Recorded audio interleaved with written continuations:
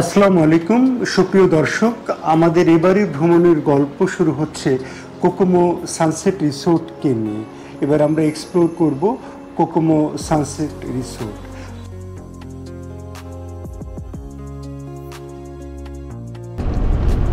সবাইকে শুভেচ্ছা, শুভ সকাল। আমরা আজকে নতুন একটা রিসোর্ট এক্সপ্লোর করব, সেটা হলো কোকোমো সানসেট রিসোর্ট।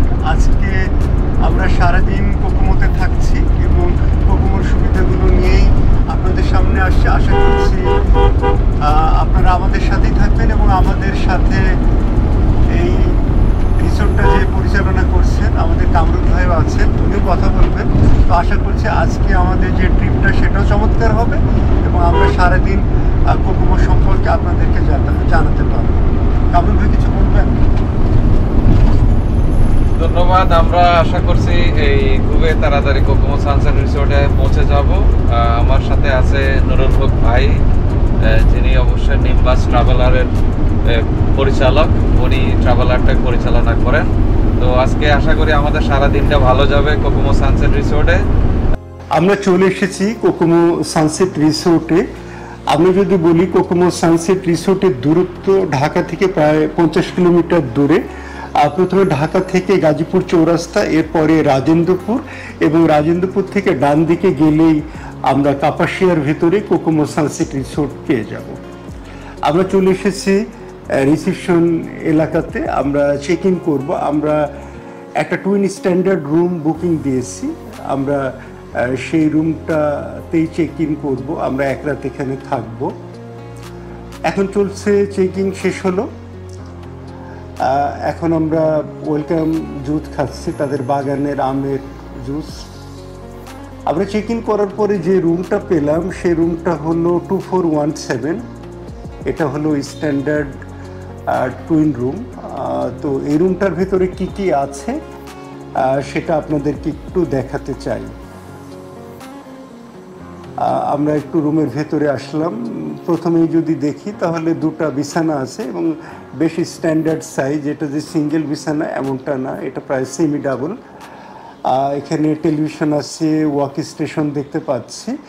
আর সব মিলে যে ডেকোরেশনের যে বিষয়টা সেটা আসলে সুন্দরভাবে খাট, আলমিরা, ওয়াক স্টেশন সবগুলোর ভিতরেই সেম ইন্টেরিয়র ইউজ করা হয়েছে। তো এটা একটা ভালো লাগার বিষয় এবং হোয়াইট কালারের রুমটা সুন্দর লাগছে। এবং একটা রিসোর্টে বা একটা রুমের মেইন যে জায়গাটা সেটা হলো ওয়াশরুম। ওয়াশরুমটা কেমন সেটা দেখাতে চাই। এটা পরিষ্কার একটা ওয়াশরুম, এখানে কমোড আছে এবং এখানে শাওয়ারের জন্য আলাদা একটা চেম্বার করা আছে, এটা সুন্দর। আর মেইন যে আকর্ষণ সেটা হলো এই রুমের বারান্দা, যেখান থেকে প্রকৃতি উপভোগ করা যায়, সবুজ এরিয়া দেখা যায়। আপনাদেরকে সেটা দেখাচ্ছি। এখান থেকে চা কফি খাওয়া যায় এবং এই রুমের ভাড়া অফিসিয়ালি 12,000 টাকা, বাট আমরা এটা ডিসকাউন্টে 6,000 টাকায় পেয়েছি এবং এর সাথে কমপ্লিমেন্টারি ব্রেকফাস্ট আছে। দুজনের জন্য 6,000 টাকা এক রাত।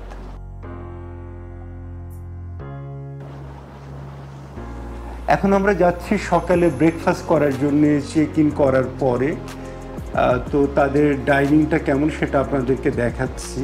বড় একটা ডাইনিংয়ে আমরা এখন ব্রেকফাস্ট করব।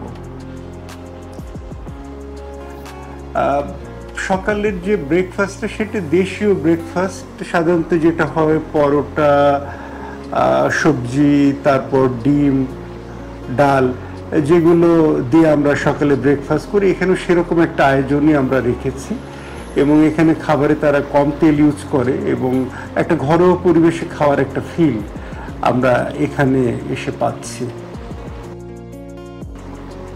আমরা এখন চলে এসেছি ফিশিং পয়েন্টে, অর্থাৎ লেকে আমরা মাছ ধরবো এবং এই মাছ দিয়েই আজকে আমরা দুপুরে লাঞ্চ করব। তো এখন আমরা দেখতে পাচ্ছি জাল ফেলা হচ্ছে মাছ ধরার জন্যে। তো আশা করি ভালো মাছ আমরা পাবো এবং সেই মাছ দিয়ে আজকে দুপুরে আমরা খাবো। তো কোকোমোতে আসলে এরকম একটা ফিচার আছে, ফিশিং করার একটা সুবিধা আছে। কেউ চাইলে এখানে এসে মাছ ধরতে পারবেন।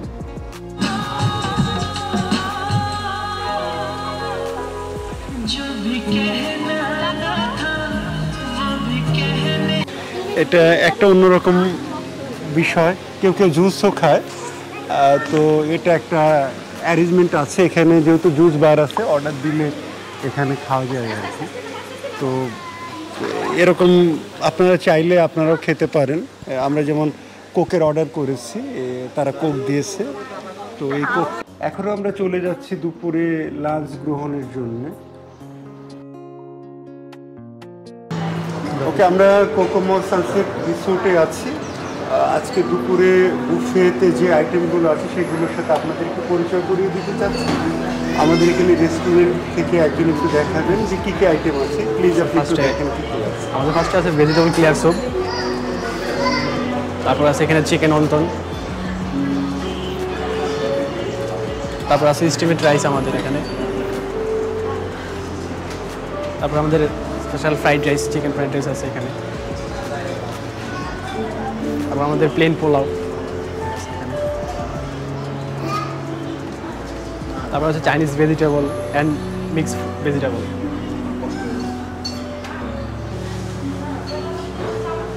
তারপর রাখা আছে আমাদের চিকেন বোনা,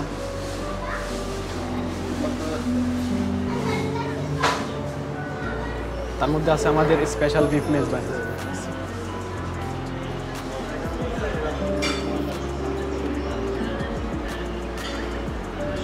তারপর এখানে আছে রুই ফিশ ফ্রাই। এটা খুব আমাদের অধিক গেস্টে আমাদের খুব এটাকে কি বলে, যেটা স্পেশাল আমাদের লেকের একটা ফিশ।